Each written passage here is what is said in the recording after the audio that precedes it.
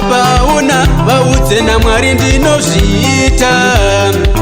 Hanzi kudzidza una ende mapepa una asi naMwari unozviita.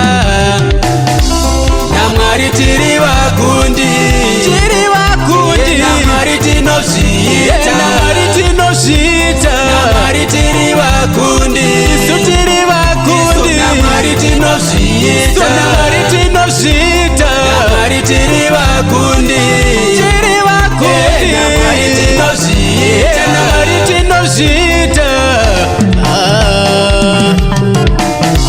Zvinoitwa nemunhu zvine magumo, munhu anopererwa ka. Apo panoperera pfungwa dzemunhu ndipo panotangira pfungwa dzaShe.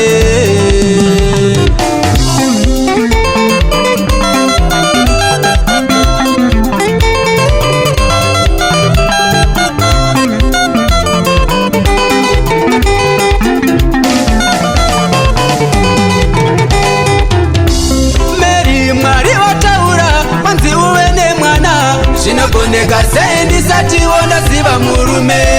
Mary Mwari vataura kwanzi uve nemwana. Zvinogoneka sei ndisati ndaziva murume? Mhandara igozova nemwana, igosarazve iri mhandara sei? Mozisi vanhu vanzwa nenyota tiri mugwenga, rova dombo nenzvimbo mvura inobuda. Mozisi vanhu vanzwa nenyota tiri mugwenga, rova dombo nenzvimbo mvura inobuda. Iwe rova mvura inobuda, uone minana rova iwe mvura inobuda, rova iwe rova mvura inobuda. Tenda zvisati zvamboitwa nenjere dzako, asi naMwari vanozviita.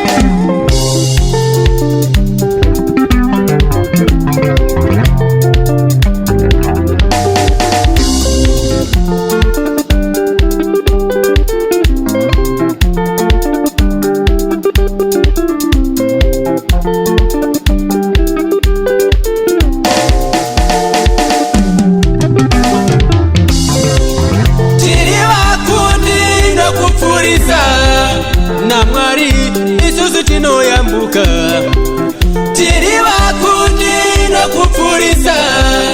naJesu isusu tinoyambuka, uri mukundi nokupfurisa.